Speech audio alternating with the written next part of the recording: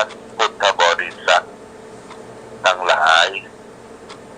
วันนี้รายการธรรมะประทีปส่องต่าง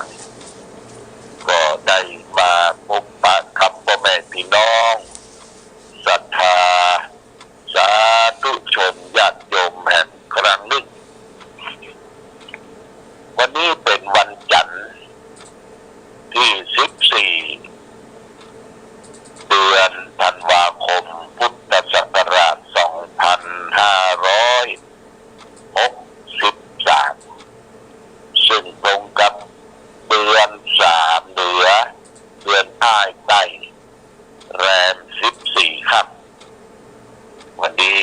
เป็นวันเดือนดับญาติโยมเป็นวันพระวันศีลศรัทธาญาติโยมท่านสาธุชนที่เคยไปวัดไปวาใส่บาตรญาติพบก็ไปกันเด้อทำบุญสุนทานสำหรับโอกาสญาติโยมที่ไม่ได้ไปถ้าสงฆ์สามเณรออกรับบิณฑบาตก็ได้ทำบุญสุนทานใส่บาตรน้ำเจตนาศรัทธาของเขาและท่านทั้งหลายเพื่อการทะลุบำรุงพระพุทธศาสนาด้วยกันจันทรงรักษาพระพุทธศาสนาของเขาไว้นี่เป็นหน้าที่ของเราชาวพุทธทั้งหลายที่จะพึงกระทำการทำบุญด้านญาติโยมถือว่าเป็นสิ่งที่ดีเป็นเหตุแห่งความสุขความเจริญที่จะเกิดขึ้นกับตนตัวครอบครัวลูกหลานญาติพี่น้องเมื่อทำบุญแล้วญาติโยมก็สามารถที่จะตรวจน้ำการตรวจน้ำนั้นก็คือเป็นสักขีพยานว่าวันนี้เราได้ทำบุญสุนทานใส่บาตรรักษาศีล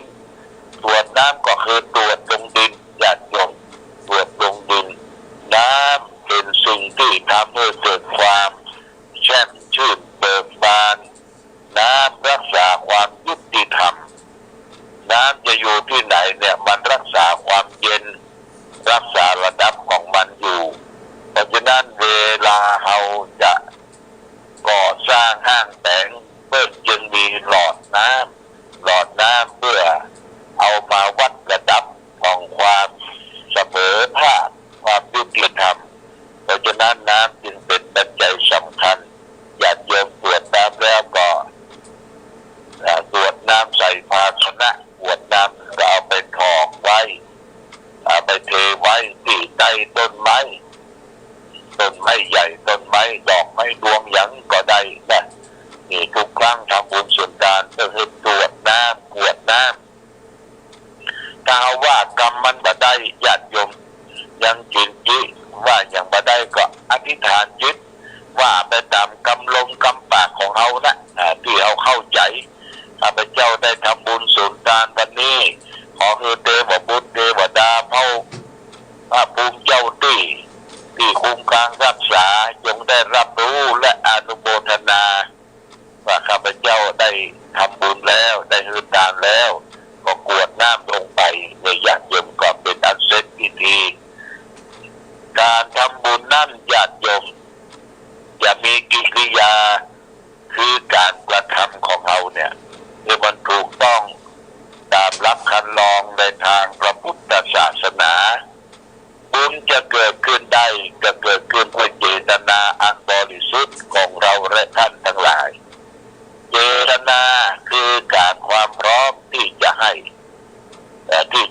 ทานที่จะรักษาศีลที่จะภาวนาบุญจะเกิดขึ้นพร้อมด้วยเจตนา3ประการคือ1บุพเจตนามีความตั้งใจว่าจะทำบุญยกตัวอย่างเช่นว่าตะวันนี้เขาก็จัดแจงแต่งตาไปทำสำรับกับข้าวเด็ดดอกเด็ดดวงใส่ขันข้าวดอกไม้เพื่อจะได้ไปทำบุญที่วัดหรือใส่บาตรญาติพกอันนี้คือบุพเจตนาคือความตั้งใจเป็นฐานเบื้องต้นของเราได้ทำไปแล้วเมื่อพร้อมแล้วก็เอาสำรับกับข้าวอาหารการกิน กินเขาต้องบอกไม้ทูบเทียนไปยังวัดหรือไปยังสถานที่เขาจะประกอบกิจทำบุญเมื่อจะไปถึงที่แล้วได้ไปหันพระเจ้าประสงค์ได้กราบคารวะยกประเคนเรียกว่าบูญจนะเจตนาเกิดขึ้นบูญจนะเจตนาคือความพร้อมญาติโยมพร้อมที่จะยกประเคนพร้อมที่จะทำบุญ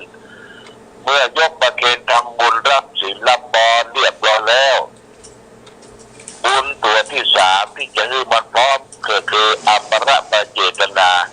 มีความรื่นเริงบันเทิงต่อการกระทำบุญการกระทำบุญแต่แล้วบา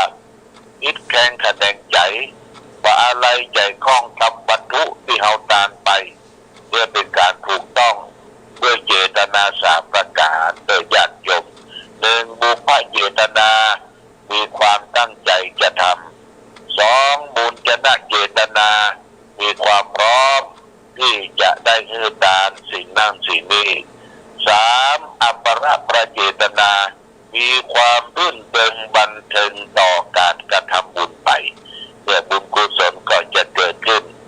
แต่ทางแห่งการทำบุญบุญจะเกิดขึ้นนั้นเป็นกิริยาของเราที่จะพึงทำหนึ่งบุญเกิดจากการให้ทานสองบุญเกิดจากการรักษาศีลสามบุญเกิดจากการเจริญสมาธิภาวนาทานศีลภาวนาเนี่ย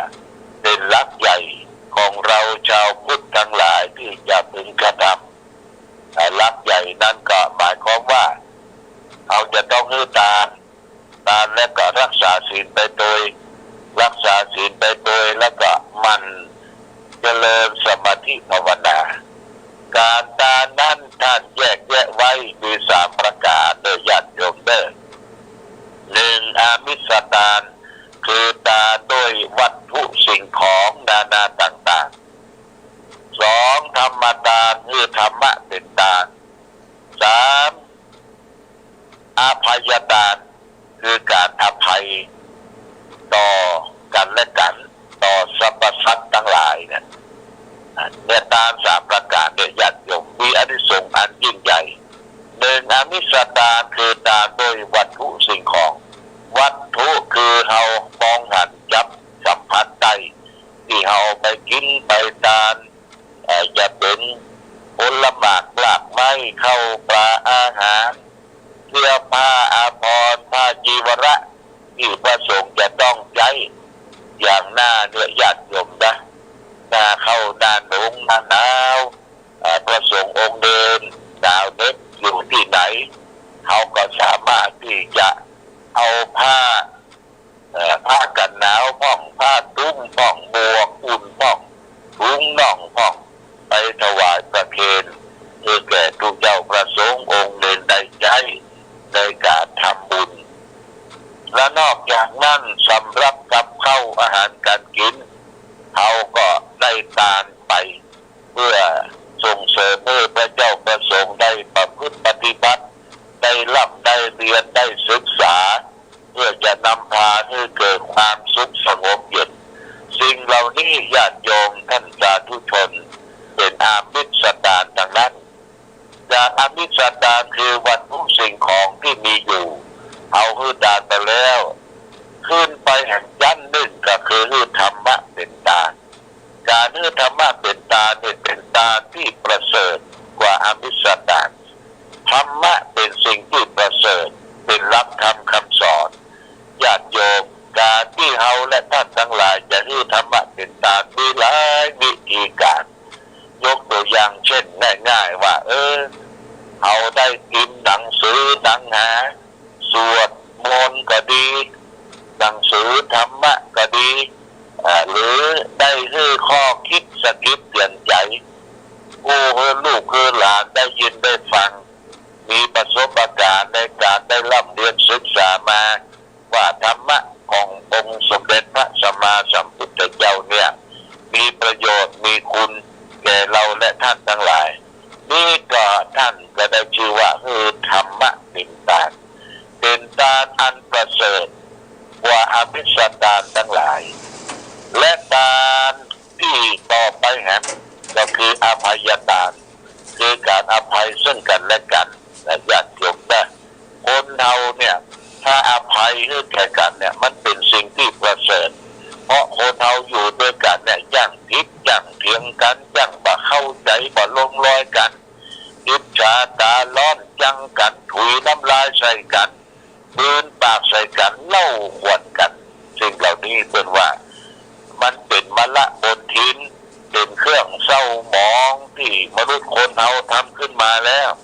มันเศร้าหมองแก่จิตแก่ใจเมื่อกระทำลงไปในญาติโยมนะคืออภัยโลกเขาจะเย็นสงบได้ก็อยู่ที่อภัยทานเอาไม่ใช่เอาอย่างเกิดมาในโลกเนี่ยเป็นของเอาโมดญาติโยมเอาก็จะต้องแบ่งปันกันใจแบ่งปันกันยืนดำเนินชีวิตตามอัตภาพแต่คนเราอยู่ด้วยกันเนี่ยมันมีการกระทบกระทั่งกันที่มันมีความพอใจเกิดขึ้นเพราะอย่างก็เพราะว่ากิเลสนะกิเลสเนี่ยญาติโยมกิเลสตัวผูกมัดรัดตึงทั้งที่เป็นความโลภความโกรธและความหลงกิเลสเนี่ยมีกับบุคคลใดนักต่อใดความทุกข์มันก็เพิ่มทวีคูณนักต่ออันกิเลสเกิดจากความโลภกิเลสจากความโกรธและกิเลสเกิดจากความหลงโลภโกรธหลงอยู่ในจิตในใจของผู้ใดผู้นั้นก็จะมีแต่ความทุกข์ละทมญาติโยมนะความทุกข์ทุกอย่างทุกกายทุกใจทุกกายพอทนได้แต่ทุกใจเนี่ยมันทนยากลำบากทุกใจบางทีเนี่ยโอ้บอกเกินบอกขับบอกเกินเบิกตื่นค่อนคืนก็ยังคุ้นคิดอยู่ตลอดเวลาคิดยังคนนั่นคิดยังคนนี้ว่าใครให้อภัยเนี่ยทุกใจเกิดขึ้นละเป็นไฟที่ไม่ยึดไม่ใจของตนเองคำว่าไฟนี่ญาติโยมไฟอยู่ในตัวต่อนี่มี3กองนะกองที่1โทสักขิไฟคือโทสะกองที่2ราคะขิไฟคือราคะกองที่3โมหะขิไฟคือโมหะเมื่อไฟโทสะโมหะอยู่ในจิตในใจเราก็จะมีความสุขกระวนกระวายเดือดร้อนอยู่ตลอดเวลาแต่ศรัทธาญาติโยมท่านสาธุชนทั้งหลายเรามีโอกาสได้อยู่ร่วมกับมนุษย์อยู่กับคนอยู่กับชุมชนก็พึงประพฤติปฏิบัติตนตัวเมื่อมีอย่างกระทบกระทั่งกันเกิดขึ้นเราก็ต้องระมัดระวังจิตใจของตนเองสงบสว่างสงบอันนี้เป็นสิ่งสำคัญคือจะต้องอภัยทานอภัยซึ่งกันและกันเพราะฉะนั้นตามวัดวาอารามต่างๆตามแม่น้ำนาทีที่อยู่ใกล้วัดเพื่อจะเขียนป้ายว่าเขตอภัยทานคำว่าเขตอภัยทานนั่นก็ห้ามยิงนกตกปลาและญาติโยมนะห้ามยิงนกตกปลาแก่สรรพสัตว์ทั้งหลายได้มาพักได้มาอาศัยอยู่ในวัดวาอารามยกตัวอย่างง่ายๆอย่างที่สำนักปฏิบัติธรรมวัดประบาอุดมน้ำบ่อสาวานิญาติโยมตื่นขึ้นมาจะต้องเอาข้าวสารเนี่ยไปหว่านให้นกเขามีนกเขามีนกจอกมันก็มาเป็นปืนเนี่ยไม่ใช่มากัน2-3 ตัวมา50-60 ตัวมากินอิ่มแล้วมันก็บินขึ้นไปพักอาศัยอยู่บนต้นไม้ใหญ่แล้วก็นกอื่นที่ก็กินข้าวสารกับมันก็กินข้าวซุปข้าวซุปแล้วก็กินกล้วยนกปิดจะเรียวนกปิดจะเรียวนกเอี้ยงหัวจ๊อกเอี้ยงดำเนี่ยมากินกล้วยอันนี้ของกินของมันกับเมืองกันญาติโยมเนี่ยสรรพสัตว์ทั้งหลายเนี่ยมันตื่นขึ้นมาตาแดงก็เสาะว่าหากินของไปของมันกับเหมือนกับมนุษย์คนเราแต่ว่าอัน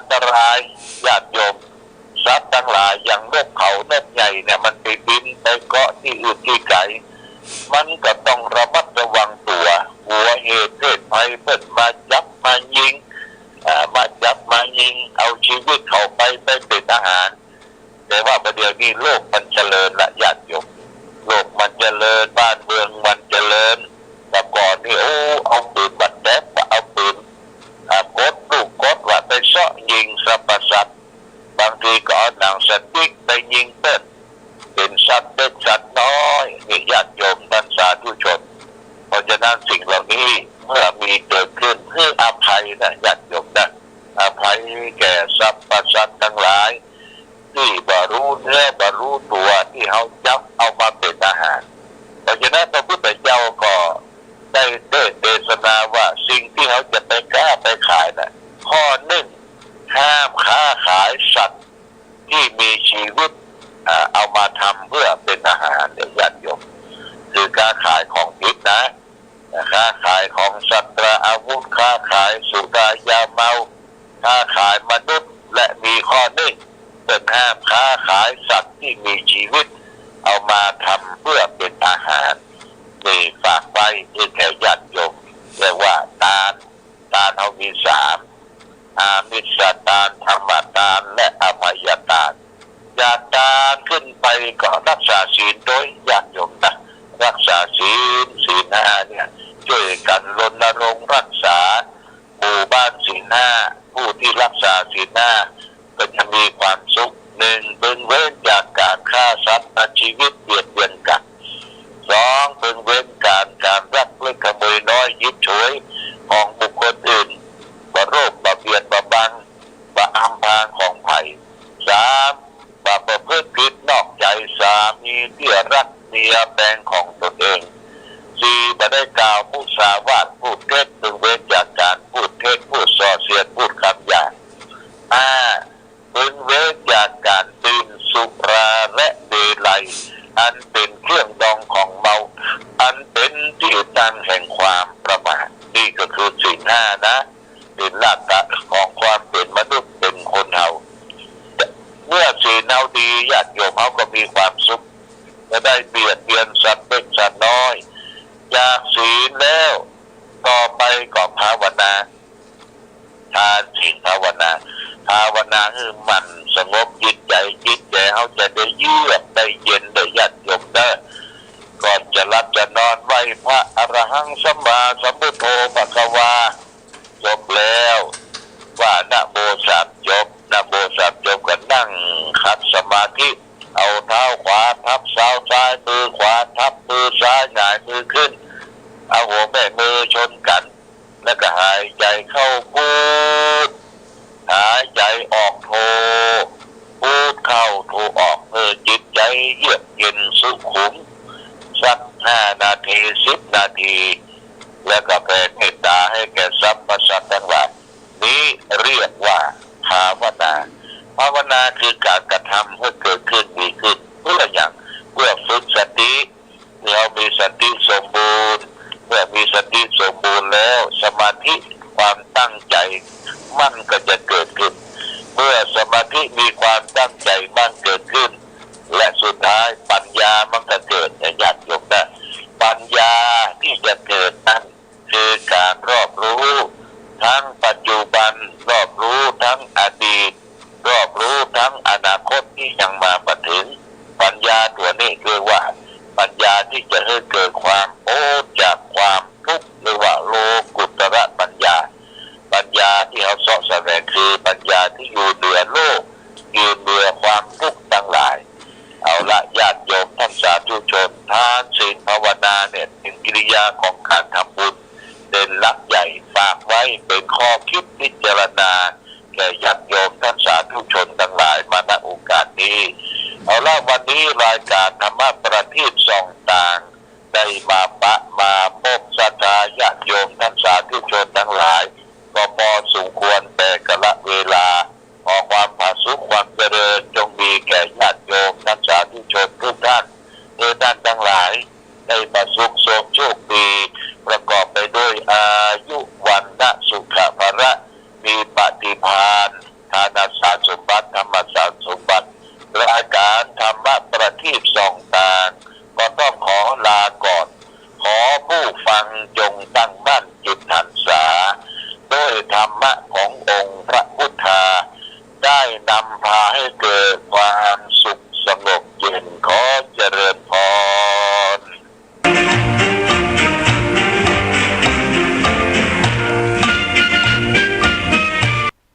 ธงชาติและเพลงชาติไทยเป็นสัญลักษณ์ของความเป็นไทยเราจงร่วมใจยืนตรงเคารพธงชาติด้วยความภาคภูมิใจในเอกราชและความเสียสละของบรรพบุรุษไทยประเทศไทย